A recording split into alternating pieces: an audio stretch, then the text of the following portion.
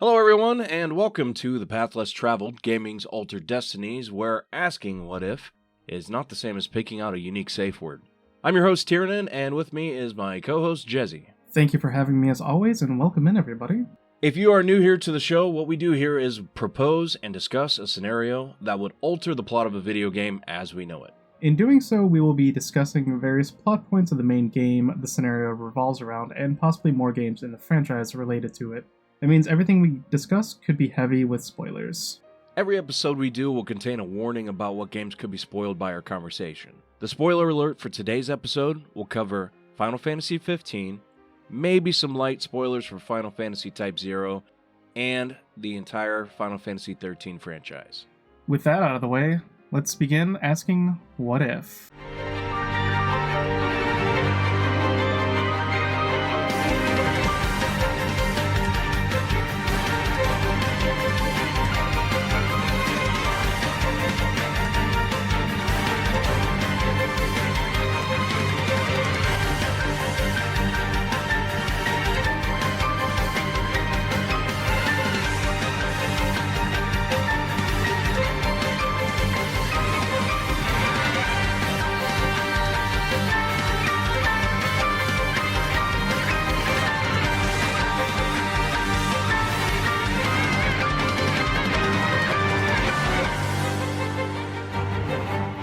I'm afraid you're out of luck.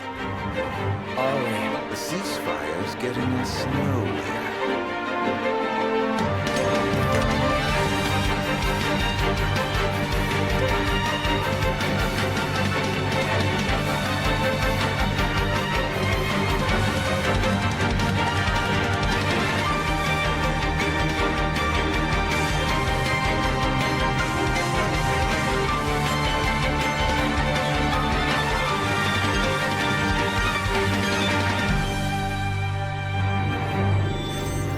no way through.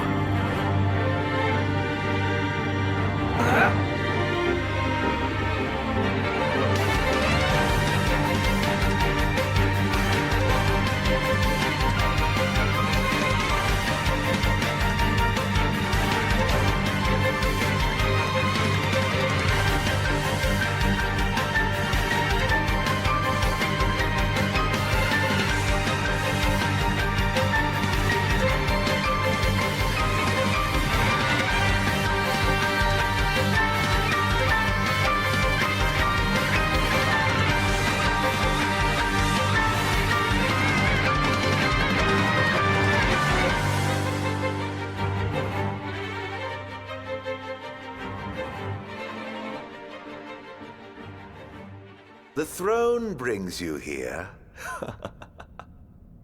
It seats only one. Off my chair, Jester. The king sits there. Hey Jezzy, how familiar are you with Final Fantasy XV? I told myself I would have to finish Final Fantasy XIV so that I would be prepared for the story of 15, but man, it seems like every few months the story gets longer and longer. You know, every 2 years they do drop a major amount of content, it seems like, in that game. It's hard to really get past it. With that said, though, how familiar are you with Final Fantasy XIII? The only thing I really know about that is Lightning has the best hair. I've never seen, played, or really looked into it. Alright, I do agree with you, Lightning has some pretty darn good hair. Did you know at one point, Final Fantasy XV was supposed to be under the umbrella of the Final Fantasy XIII series? I remember right after graduating high school, my group of friends was talking about a Versus game a year or so about after I graduated. That is correct. That was originally going to be the title Final Fantasy XV fell under. There is an entire universe out there where Final Fantasy XV could have been titled Final Fantasy Versus 13. You know, when development first started for the 13 series, the plan was for 3 games to be put into the Fabula Nova Crystallis series, which would have been a shared mythos for all of the games under the title. Those games were to be Final Fantasy 13, Final Fantasy Versus 13, which became Final Fantasy 15, and Final Fantasy Agito, which became Final Fantasy Type 0. So why the change? Well, at first, Versus 13 started out with Tetsuya Nomura as the director.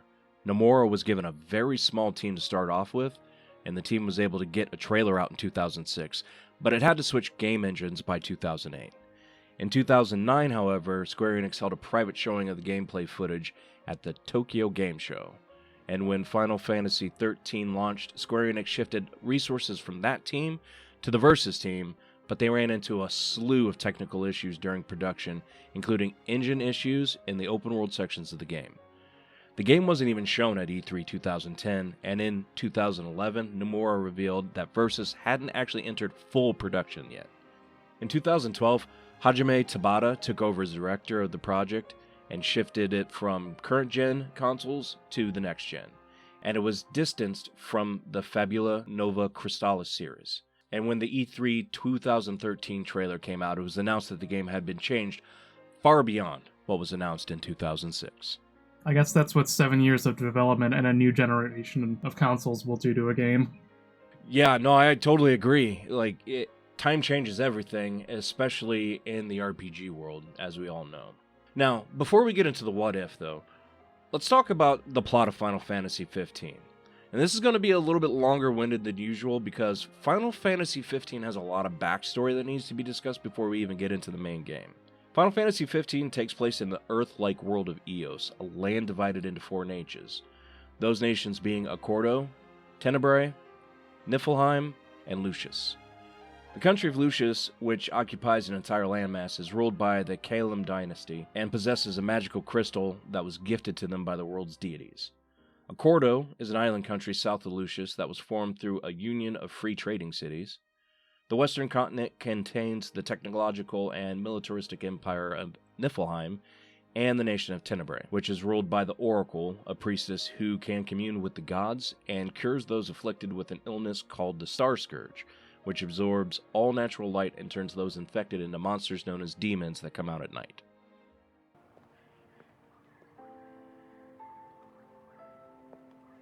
Please, set your heart at rest.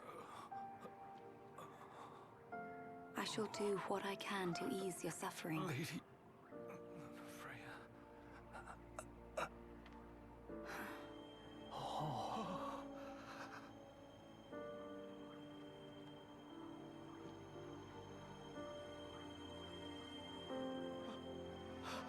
Blessed stars of life and light, deliver us from darkness blight.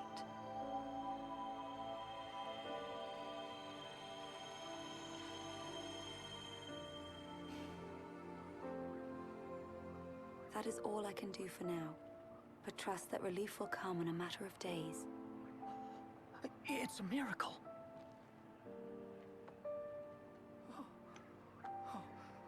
Bless you. Thank you, Lady Lunafreya. Central to the lore of Eos are the Astrals, 6 divine beings who are the guardians of the world. Those beings are based on the traditional summons from the Final Fantasy series, including Titan, Rama, Leviathan, Shiva, Bahamut, and Ifrit.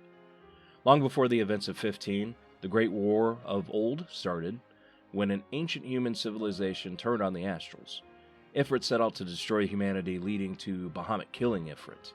For many years, Lucius and Niflheim were at war. The Nifs looked to emulate the ancient humans' glory, and did so by subjugating most of Eos, including Accordo and Tenebrae. Lucius' capital city of Insomnia remained unconquered due to the use of the crystal's power, which was slowly killing the king of Lucius. At the beginning of the game, an armistice was declared so the 2 nations could broker peace. The peace treaty was set to give Niflheim control of all of Lucius' territories outside of Insomnia, and the heirs apparent of the royal families of Lucius and Tenebrae were to be wed together. Now, this is where the events of Final Fantasy XV start. 15 follows our protagonist, the crown prince of the kingdom of Lucius, Noctis Lucius Calum, on his journey across Eos. Joining him are his 3 friends, Gladiolus, Ignis, and Prompto. Noctis is sent by his dad and the current king of Lucius, Regis Lucius Calum, to meet the oracle Lunafreya Nox Fleuret for their wedding in Altissia, the capital of Accordo. When Noctis and his friends make it to the port to catch a boat, they find that all services have been stopped. Thinking that it's only been stopped for the day, the team rests at the inn. That night, during the meeting for the armistice, Emperor Idolus Aldercapt uses his forces and power to assassinate the king and steal the crystal.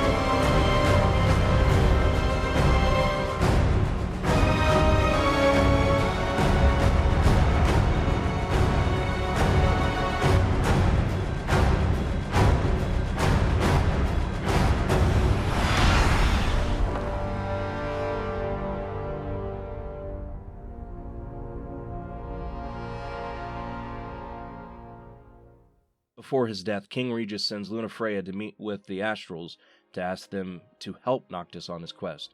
He then gives her the Ring of the Lucii, which is the only thing capable of using the power of the crystal, so she can give it to Noctis. Receiving word of this following the morning and confirming the news, Noctis and crew set out to receive the power of the royal arms, magical weapons of the past kings of Lucius, to reclaim the throne. Along the way, Noctis meets and is assisted by the mysterious Arden Izunia. And when you call a character mysterious in a Final Fantasy game, what does that make them, Jez? They usually don't turn out to be good, well-meaning characters in the storyline. I agree with you. Now, Noctis and friends learn about Luna's plan to wake up the Astrals and have them helped knocked out, and he and his friends continue collecting the royal arms on the continent. Eventually, Noctis and crew find Noct's father's yacht, which they use to gain access to Altissia, where Luna has taken sanctuary. Luna awakens Leviathan so Noctis can obtain her power, but Leviathan goes on a rampage because the Nif's army attacks her. Arden appears during the ensuing chaos and stabs Luna, revealing that he's evil, but not his entire plan. Now, about that ring. On second thought, you let him have it.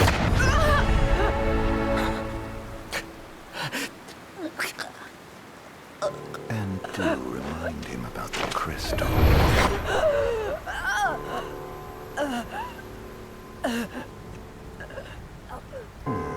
Oh, Prince, your bride awaits! I will pass the ring to the rightful king.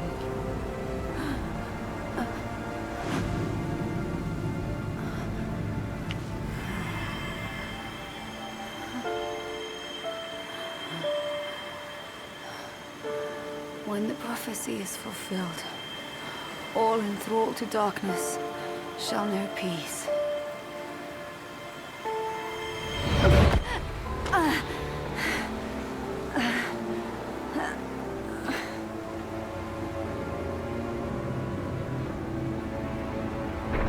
After Luna's death, Noct receives the Ring of the Lucii, and the party makes their way towards the capital city of Niflheim, Grallia. Tensions between the group run high in the first section of the trip between Altissia and Grallia, but get solved through the power of friendship. It's at this point Noctis learns that the nights are getting longer, causing more demons to appear. Arden gets re-involved and uses his power to capture Prompto and hold him with the crystal in Grallia. Noctis learns that the crystal can stop all the demons. In Tenebrae, Noctis learns that Lunafreya was dying from waking up the Astrals, and that her brother Ravis now supports him. On the final train to Grallia, the train is ambushed by demons, and Noct gains the help of the Astral Shiva to help him out. The group finally makes it to Grallia, and wouldn't you know, it's been overrun by demons. Well, after the group rescue Prompto and they defeat Emperor Aldercap, who was transformed into a demon, Noct finds the crystal. However, when he reaches out to it for its power, he's actually sucked into it. Please. Help me stop the demons.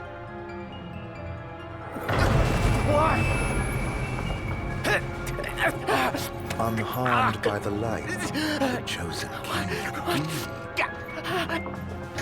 Allow me to regale you with a tale. In an age long past, an incurable scourge ravaged mankind.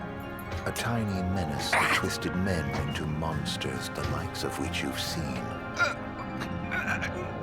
In Lucis lived a savior who could cure the afflicted.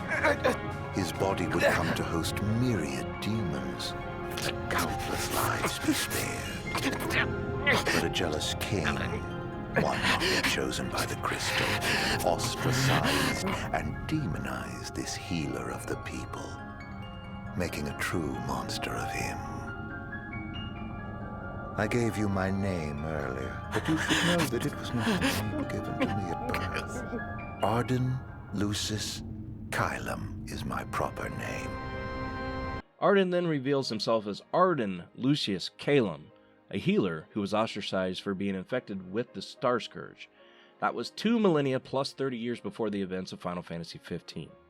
Arden's goal was to get Noctis to become the true king so he could kill him and get his revenge on the Astrals for killing his lover and using him as the vessel of the Star Scourge in order to purify it from the world. After Noctis is sucked into the crystal, his friends return to Lucius to help the people as the world transforms into permanent nightfall. In the crystal, Noctis meets with Bahamut and learns that he is the true king of the prophecy, and that it will cost him his life to fulfill it. After 10 years in the crystal, Noctis reunites with his friends and they go to Insomnia where Arden is waiting for them.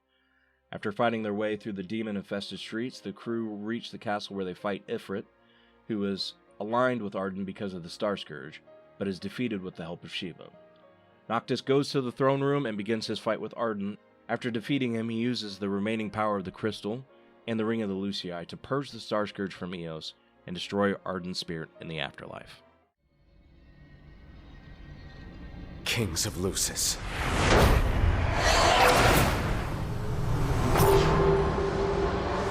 Come to me!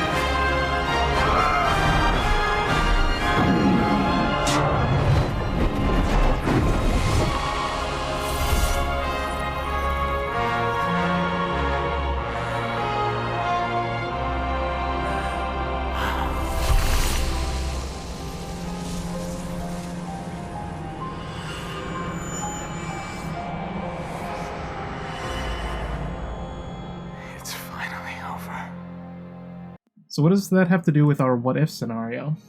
Well, apparently, artist Robert Ferrari, who worked on the character designs with Tetsuya Nomura, was very vocal on things that were changed in the game.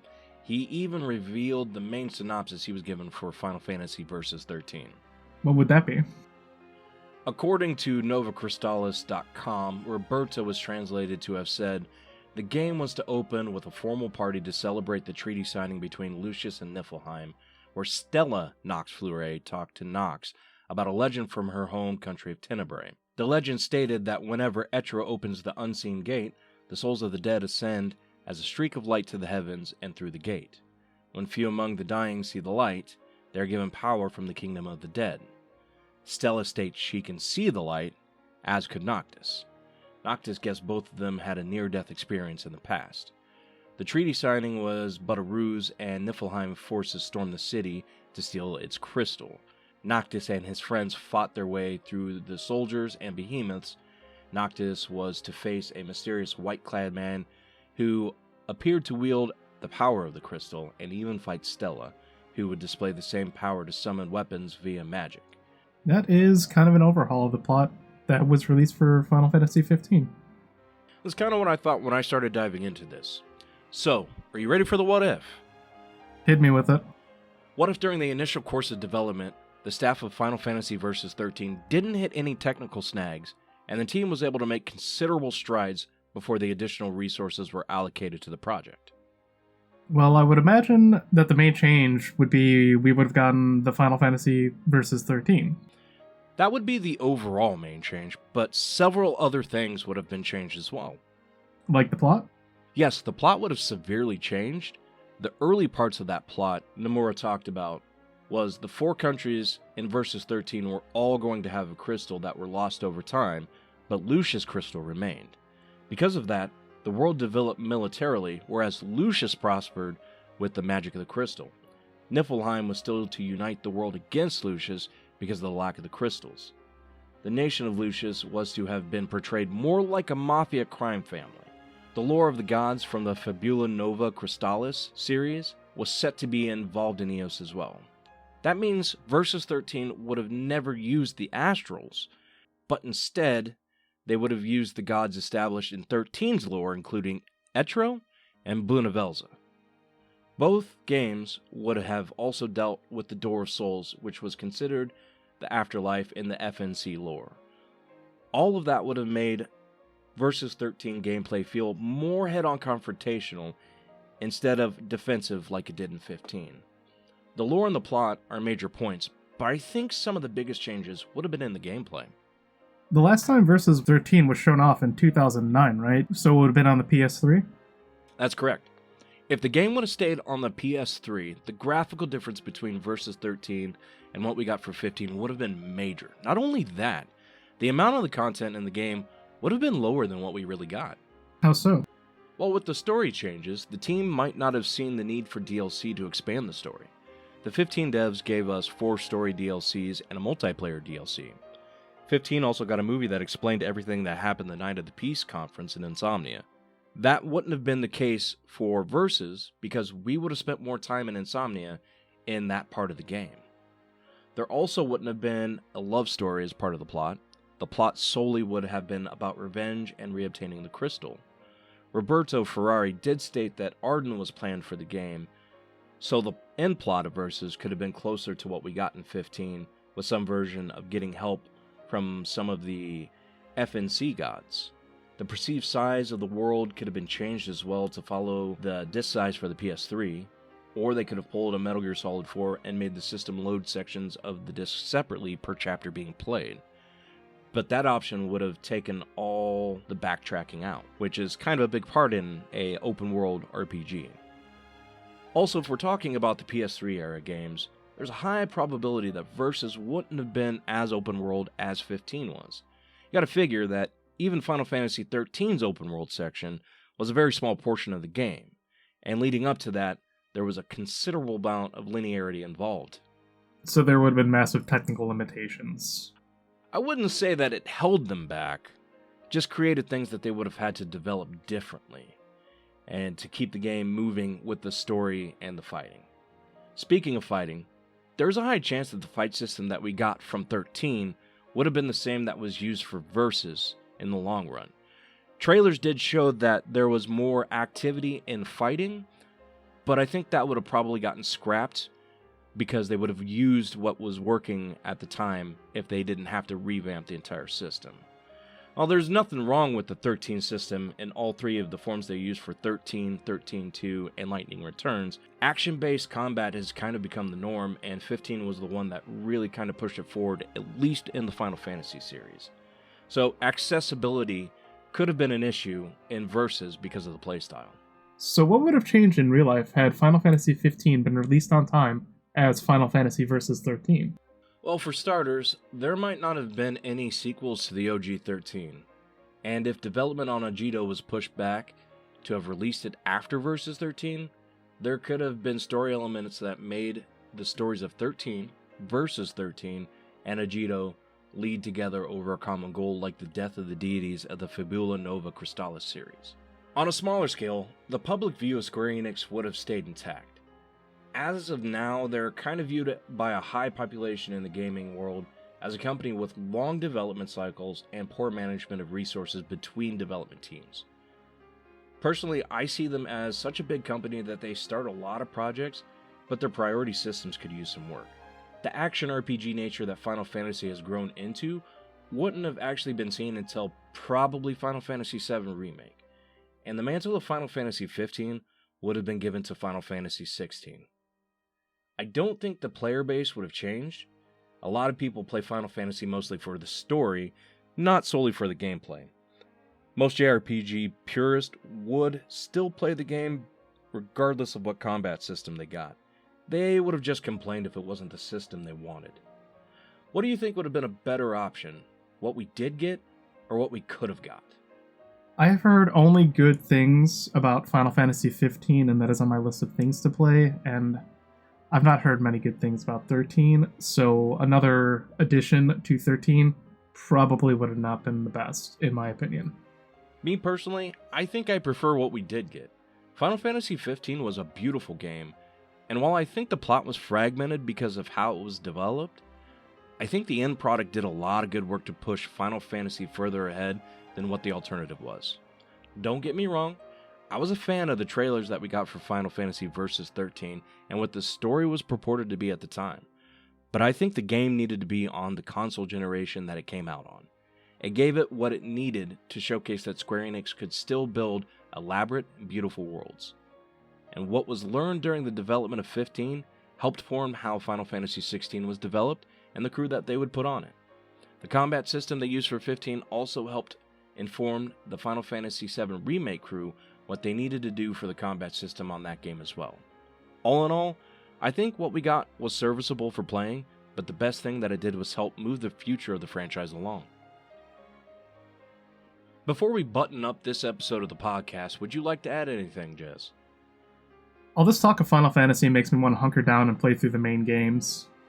The main games are great. I would love to go back and spend some time in 7 and 8 and 6 and 4, maybe even 1 and 2. Great games. Would you mind if I say something about a few things that happened this week? Yeah, go for it. So originally we were actually going to record this on March 10th. Unfortunately, things came up, so we were not able to record this on Super Mario Day, but I hope everybody had a Super Mario Day. And this week we did lose a legend in the anime industry, Akira Toriyama. I grew up watching Dragon Ball, the Dragon Ball series, from when I started junior high school, and that got me into a lot of the anime series that Cartoon Network had played. And honestly, without him, I don't think I would be where I am today without what he has created. So thank you. I was not a big Dragon Ball fan. I did catch it from time to time on Cartoon Network. I think they started airing that when I was already in high school and didn't watch a lot of cartoons. I got into anime a lot later in life, but it was pioneers like Toriyama who paved the way for what I got into later in life. If it weren't for series like Dragon Ball, I don't think I would have been exposed to any of the animes that I currently enjoy. So the world lost a legend and should look back fondly upon the work that he put into such a wonderful series that many, many anime fans enjoy. With that being said, thank you everyone for joining the podcast, whether it be on YouTube for the video format or any of the places you can grab the audio format of the podcast from. If you have an idea for an episode of the podcast or want to join the community, we will have links in the episode description to our Discord where you can follow us, talk to the community, and post ideas for future topics. If you're watching on YouTube, make sure you subscribe, like, and comment. If you're listening wherever you get your podcast from, make sure you rate, review, and follow. You can also check us out on our socials and on Twitch as well.